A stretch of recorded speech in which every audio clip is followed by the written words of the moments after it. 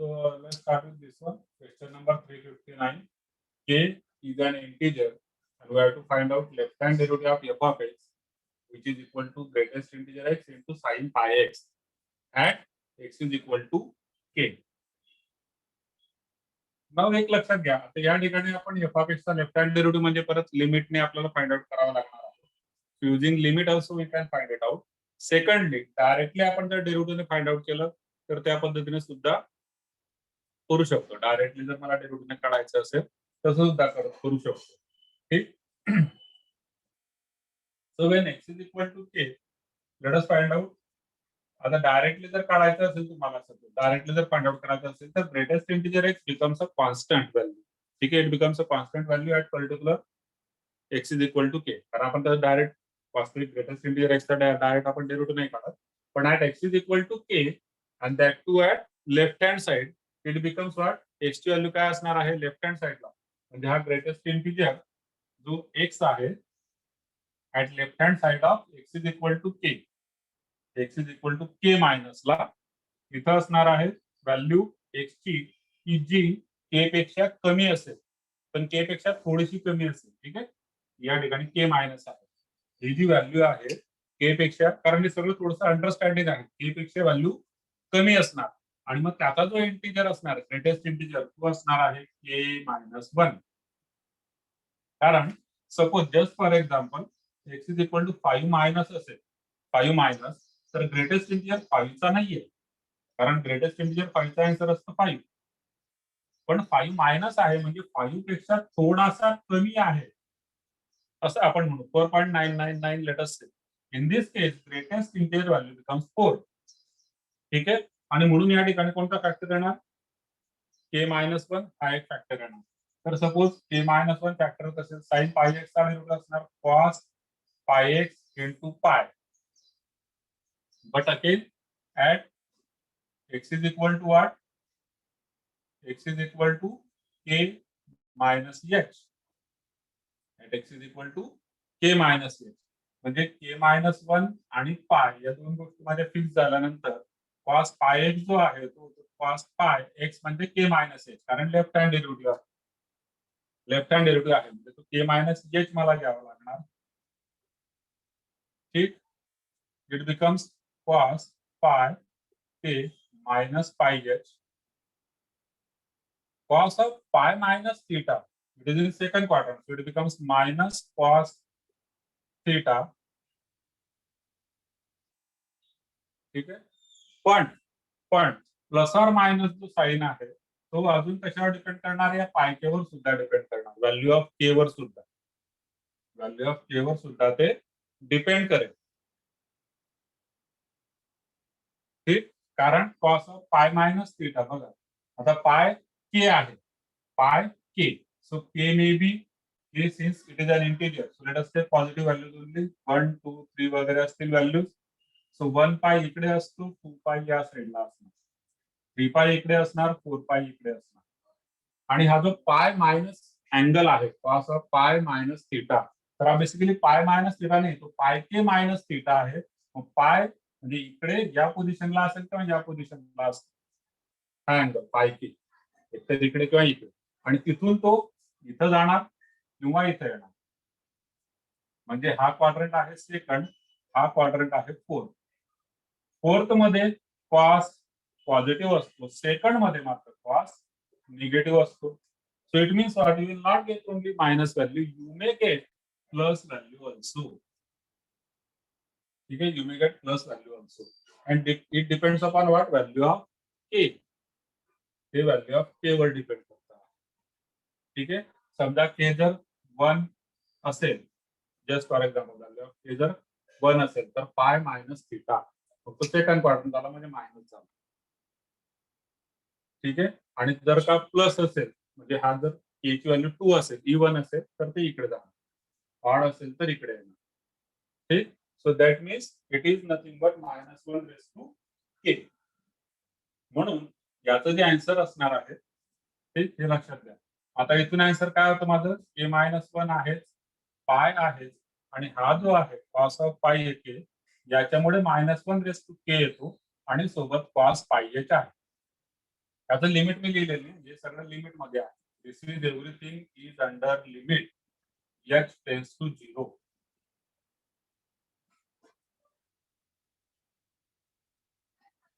So this becomes cos pi h. आणि cos pi h काय असणार? आता परत cos pi h तर इकडे असेल किंवा इकडे असेल, पण h ची व्हॅल्यू कशी आहे? 0. So it becomes cos 0. So that is nothing but 1. ठीक आहे, h ची व्हॅल्यू 0 आहे, h टेन्स टू 0 आहे. So this is cos 0 which is nothing but 1. Final answer आपलं होऊन जातं -1 raise to k, k -1 into pi आणि into या cos pi h चा आन्सर असणार आहे 1. So that is your answer.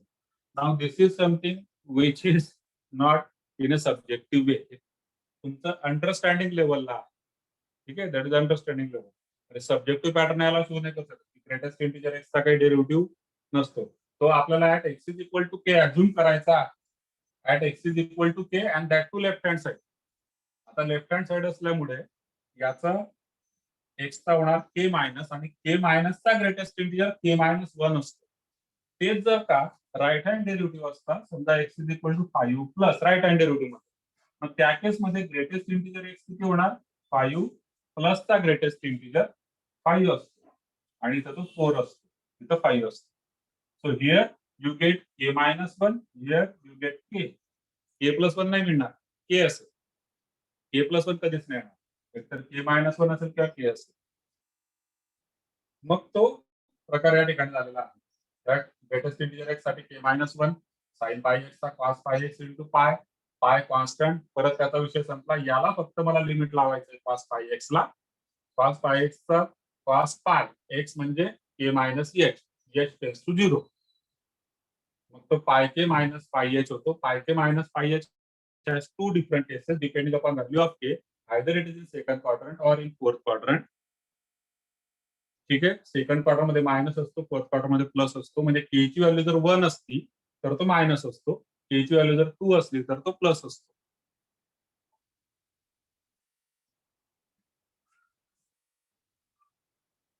म्हणून इथं के घेतलेला आहे, कारण के ची व्हॅल्यू 1 असेल तर -1 म्हणजे मायनस साईड येणार. जे इथं के ची व्हॅल्यू 2 असेल तर -1 म्हणजे प्लस साईड येणार, जे या ठिकाणी. परत 3 असली तर पुढची -1 मायनस इकडे येणार 3 पाय -3. सो हे अंडरस्टँडिंग लेवलला. आणि जर का मला बिलकुलच म्हणजे सपोज सब्जेक्टिव्ह मेथडने सॉल्व्ह करायचं असेल, then we can take the formula. Just we can take out its screenshot. आपण फॉर्म्युलाने पण करू.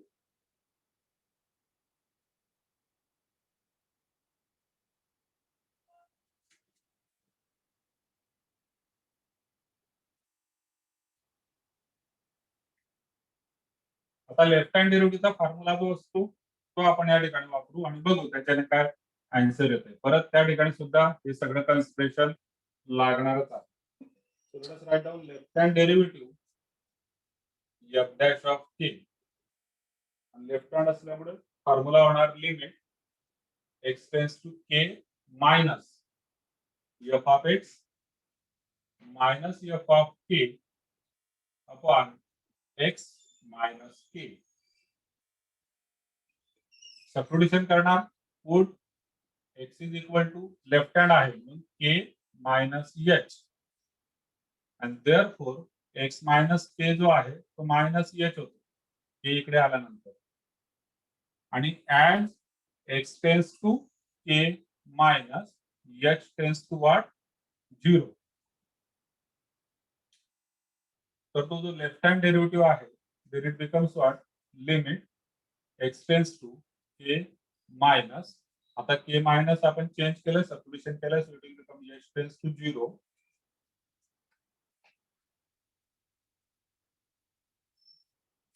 f of x, x म्हणजे k minus x, so it will become f of k minus h minus f of k divided by x minus k च्या ठिकाणी येणार minus h.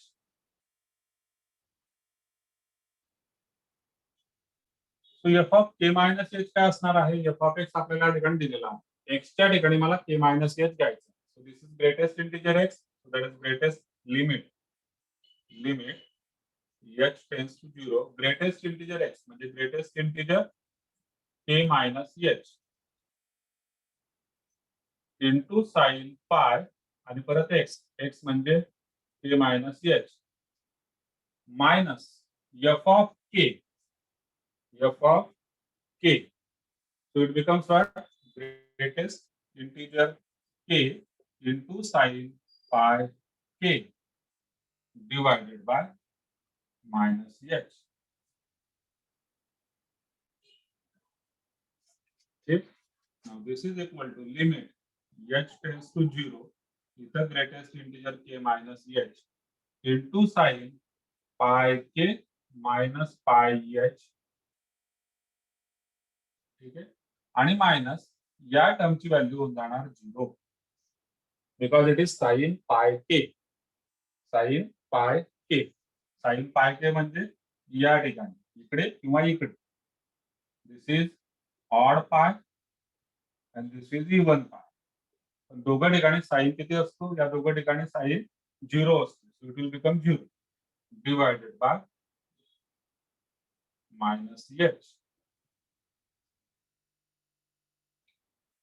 Now this is equal to परत limit h tends to 0 greatest integer k minus h into now sin of pi k minus theta pi असल्यामुळे sin remains sin कारण k ची value integer आहे परत हे सुद्धा महत्त्वाचं आहे हे जे छोटंसं दिलेलं आहे ना हे सुद्धा महत्त्वाचं आहे कारण जर का k ची व्हॅल्यू परत फ्रॅक्शनल असली आणि हा जर k 1/2 असेल तर होणार π/2 साइनचा पास होऊन जाणार म्हणून त्याने k ची व्हॅल्यू काय दिलेली या ठिकाणी मेन्शन आहे इट इज इंटिजर मग this remains what it is sine multiple of pi आणि मल्टिपल ऑफ पाय जर असेल तर साइन रिमेन्स साइन सो या ठिकाणी येणार साइन पाय एच पण आता या केसमध्ये या ठिकाणी पॉवर मध्ये प्लस ऑर मायनस साइन ठरवावं लागेल plus or minus sine depends upon the quadrant it depends upon the quadrant आणि क्वाड्रंट कोणता आहे साइन पाय के मायनस पाय एच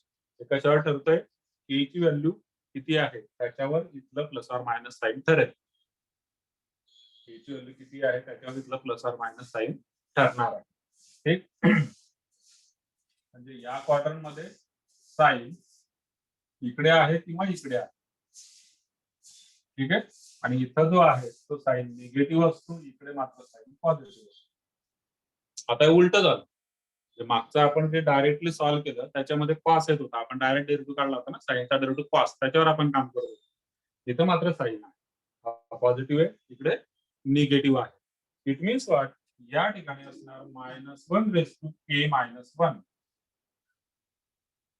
आणि इंटू साइन पाहिजे so this is for that sine जे आपण कोल्टिएट फॉर्म्युले बघितले अलाइड अँगल फॉर्म्युले त्या अलाइड अँगल फॉर्म्युलेमध्ये काय असतो साइन ऑफ मल्टिपल ऑफ पाय आहे so sine remains sine theta संपला विषय plus or minus it depends upon quadrant quadrant जो आहे तो या पद्धतीने साइन पॉझिटिव्ह आहे इकडे निगेटिव्ह आता बघा तुम्ही के च्या व्हॅल्यू 1 2 3 घेतल्यानंतर काय होतं समजा आपण के ची व्हॅल्यू 1 घेतली म्हणजे ऑड जर असेल तर इथं होणार 1 -1 0 आणि -1 रेस टू 0 इज +1 म्हणजे ज्यावेळेस मी ऑड व्हॅल्यू घेतो आहे के ची त्यावेळेस मला पॉझिटिव्ह आन्सर मिळतं आहे आणि ज्यावेळेस मी इव्हन व्हॅल्यू घेतो के ची देन 2 - 1 2 - 1 इज 1 आणि -1 रेस टू 1 इज -1 म्हणजे मायनस साइन मला मिळतं इथं मला प्लस साइन मिळतंय आणि इथं इव्हन घेतल्यानंतर मायनस साइन मिळतं की जे मला आवश्यक आहे इव्हन असेल तर साइन निगेटिव्ह असतो ऑड असेल तर इथं ऑड असेल तर हे साइन पॉझिटिव्ह असणार आहे अकॉर्डिंग टू दिस अँगल म्हणून इथं -1 रेस टू k-1 येणार आणि डिवायडेड बाय -h आहे ठीक now this is further simplified as limit h tends to 0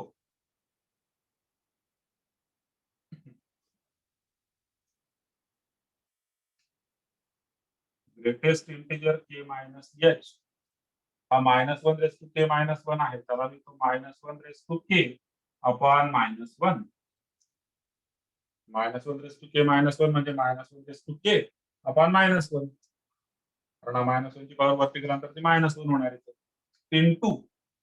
into sine pi h ठीक आहे आपण कोण पाहिजे, पाय एच होता कोण, फक्त एच. पाय मी ऍडजस्ट केला, पण हे मायनस साईन राहिला, आता अजून हे मायनस साईन राहिलं, हे मायनस साईन इथं. ठीक आहे, मल्टिप्लिकेशन मध्ये. Now this minus 1 into minus sign will become plus 1 sin pi h upon h. हा 1 होऊन जाणार, आणि इथं h ची व्हॅल्यू 0 घेतल्यानंतर ग्रेटेस्ट इंटिजर k, पण तो लेफ्ट हँड साइडला आहे ना, लेफ्ट हँड साइडला, तो greatest integer k minus h आहे. It is not greatest integer k, it is greatest integer k minus h. म्हणजे k पेक्षा थोडासा छोटा नंबर आहे, आणि मग त्याचा ग्रेटेस्ट इंटिजर असणार k मायनस 1. हा मायनस मायनस प्लस झाला.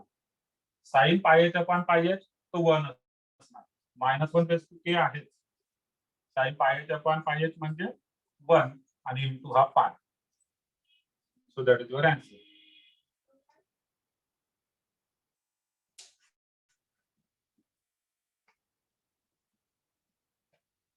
सो जिथे डिफरन्शिएबिलिटीचे क्वेश्चन आहेत, काही क्वेश्चन तुम्ही डेरिव्हेटिव्ह काढून सुद्धा करू शकतात, पण ते डिपेंड करतं प्रत्येक क्वेश्चनचा डेरिव्हेटिव्ह निघतोय की नाही निघत आहे. Just let me check the messages. Okay, ठीक आहे.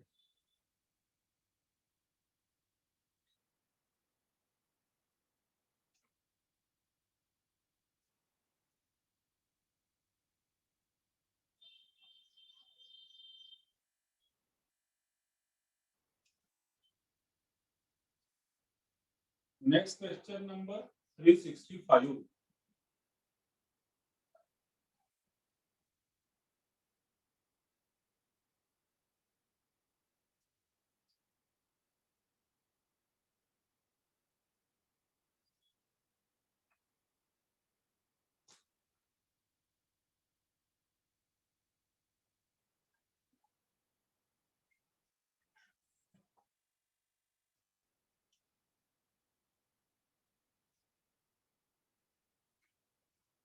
The set of points where the function f of x equal to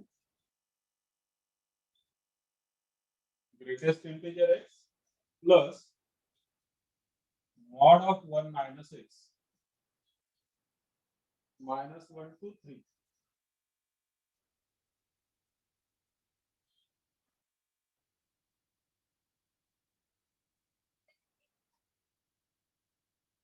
is not differentiable. The not differentiable कोणत्या पॉइंटला आहे ते आपल्याला सांगायचं.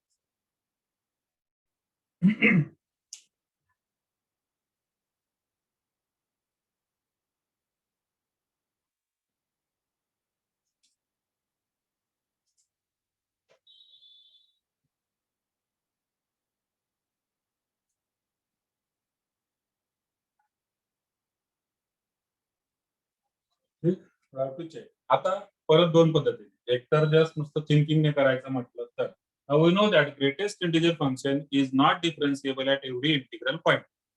ठीक आहे, इंटिग्रल पॉइंटला ते डिफरन्शिएबल नसतं असं आपण म्हणतो. इंटिग्रल पॉइंट कोणते आले, -1 आणि 3 च्या मध्ये हे सगळे इंटिग्रल पॉइंट झाले. -1 देन 0 1 2 3. पण मग सोबत मॉड फंक्शन पण आहे, आणि mod function is also not differentiable when mod of f of x is not differentiable at f of x equal to 0. 1 minus x equal to 0 ला हे सेकंड फंक्शन डिफरन्शिएबल नसतं, म्हणजे x is equal to 1 ला हे डिफरन्शिएबल नसतं असं आपण म्हणतो.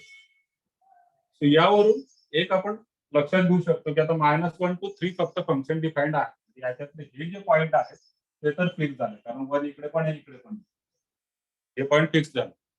पण एंड पॉइंट जे आहे, end points we are not sure about end points, कारण याचा लेफ्ट हँड डेरिव्हेटिव्ह इकडे फंक्शन काय आहे आणि इकडे फंक्शन काय आहे that is not defined.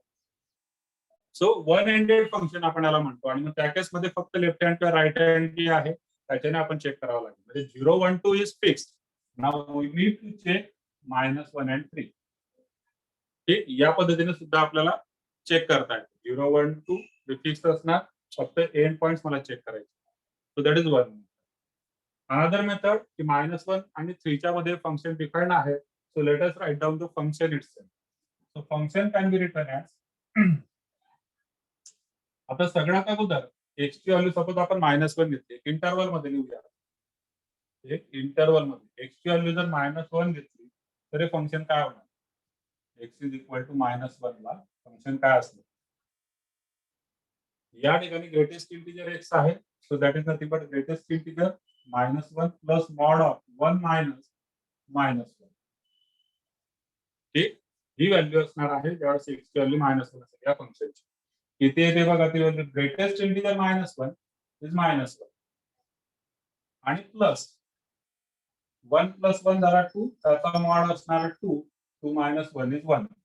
So f of x is equal to 1 at x is equal to -1. पुढे पुढे आता वेगवेगळे इंटरवल आपण घेत चाललो.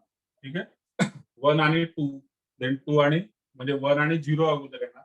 सो व्हेन x इज 0, -1 च्या पुढे आपण 0 पासून घेणार, -1 पासून 0 पर्यंत असेल. -1 पासून 0 पर्यंत.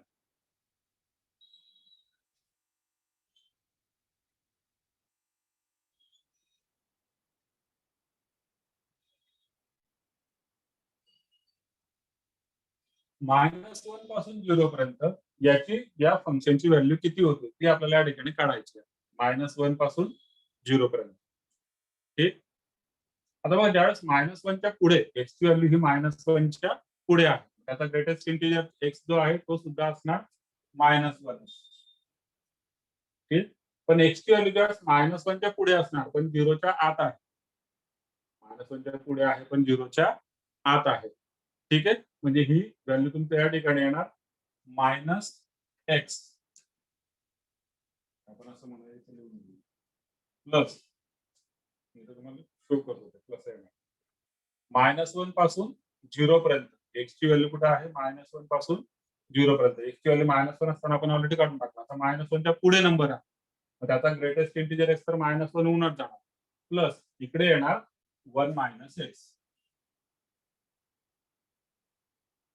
ठीक, कारण जे मॉड फंक्शन आहे, मॉड फंक्शन हे 1 mod of 1 - x, it is defined as minus of 1 - x for x less than 1 and it is equal to 0 for x equal to 1 and it is equal to plus 1 of x for x greater than 1.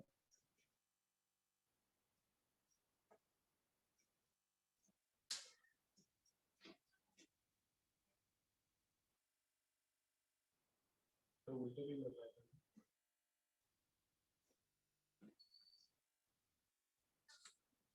तो इथं -x पुढे 0 पासून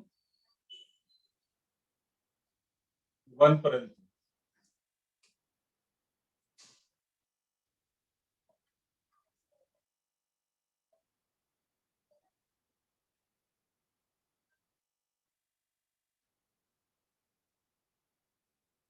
zero पासून 1 पर्यंत त्याची value जी आहे ती अशा पद्धतीने कॅल्क्युलेट केली तर ती येणार 1 - x. कारण याचं व्हॅल्यू 0 होऊन जाणार, तर फक्त हा 1 - x येणार. ग्रेटेस्ट इंटिजर आहे 0 पासून 1 पर्यंत मध्ये जो नंबर असेल, ठीक, त्याच्याकरता याची व्हॅल्यू 0 होऊन जाणार ग्रेटेस्ट इंटिजर x आणि 1 पासून 2 पर्यंत.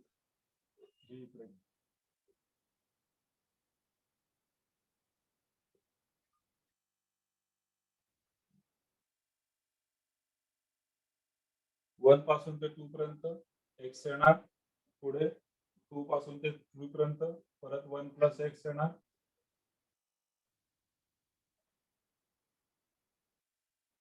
आणि at x is equal to 3.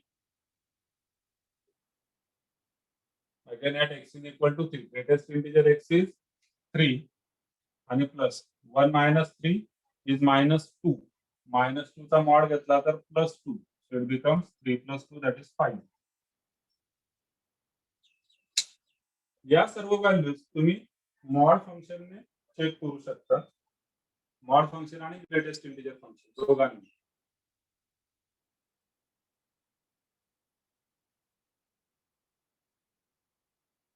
And now let us check the continuity at different points. 0 ला कंटिन्युटी इथे चेक होणार, झिरोला, देन 1ला, देन 2ला. 0ची कंटिन्युटी, 1ची कंटिन्युटी आणि 2ची कंटिन्युटी जर तुम्ही चेक केली तर ती मॅच होत नाही. Function is discontinuous at x is equal to 0, 1, 2. 3 point.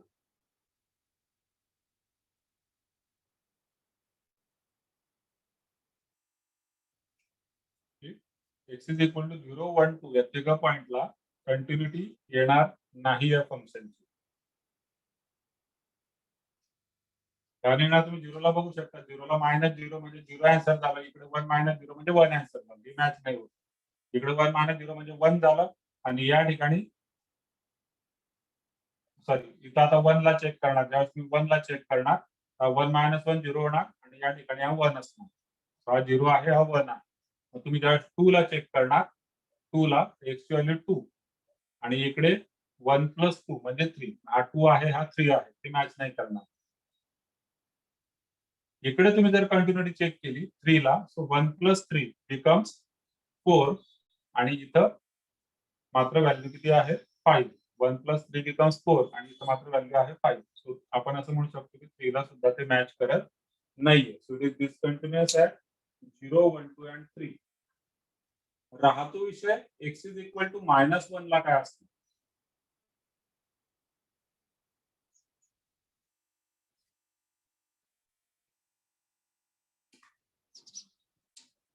x is equal to -1 ला म्हणजे लेफ्ट हँड लिमिट या ठिकाणी लेफ्ट हँड लिमिट आहे ना.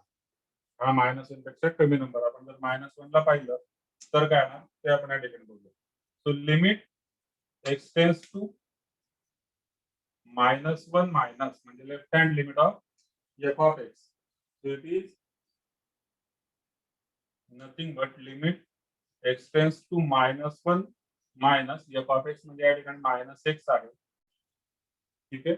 एक्सच्या ठिकाणी -1 व्हॅल्यू घेतल्यानंतर हा मायनस साइन आणि एक्सच्या ठिकाणी येणार -1. So minus minus becomes +1 and that is the value of x is equal to -1. So this is also equal to f of -1. So function is continuous. कुठं at x is equal to 1. इथं डिस्कंटिन्युअस आहे या ठिकाणी. म्हणजे डिस्कंटिन्युअस जर असेल तर याचा अर्थ काय होतो की नॉट डिफरन्शिएबल आहे. 0, 1, 2, 3 ला डिस्कंटिन्युअस आहे म्हणजे नॉट डिफरन्शिएबल आहे. इथं मात्र कंटिन्युअस आहे. आता कंटिन्युअस आहे म्हटल्यानंतर it depends either it is differentiable or not differentiable. काही सांगता येत नाही. Continuity doesn't imply differentiability. पण जर डिस्कंटिन्युअस असेल तर not differentiable. That is fix. आता राहिलं कंटिन्युटी आहे तर डिफरन्शिएबल का नॉट डिफरन्शिएबल हे आपल्याला चेक करावं लागेल. राईट हँड डेरिव्हेटिव्ह जर आता फाइंड आउट केला आपण, because we don't know about left hand है ना. -1च्या खाली काय आहे ते आपल्याला माहिती. -1च्या लेफ्ट हँड साईडला आपल्याला माहिती, पण राईट हँडला माहिती आहे. So right hand derivative of f dash of -1. ठीक. -x चा जो डेरिव्हेटिव्ह असणार तो असणार -1. -x चा डेरिव्हेटिव्ह असणार -1 and it is what? It is a finite number.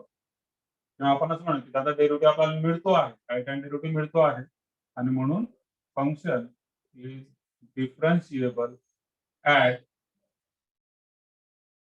x is equal to -1. कारण x इज इक्वल टू -1 ला आपला डेरिव्हेटिव्ह मिळतो आहे आणि त्या ठिकाणी फंक्शन सुद्धा कंटिन्युअस आहे x इज इक्वल टू -1 ला. इथं मात्र फंक्शन कंटिन्युअस नाहीये, नॉट डिफरन्शिएबल. इथं कंटिन्युअस आहे म्हणून चेक केलं त्याचा derivative.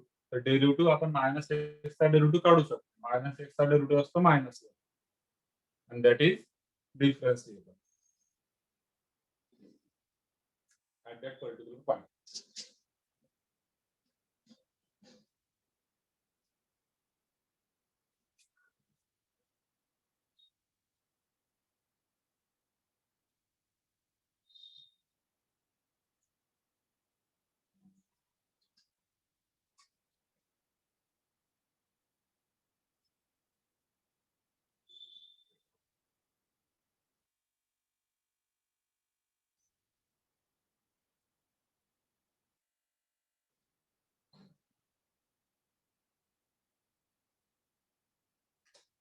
Let us take next question number 369.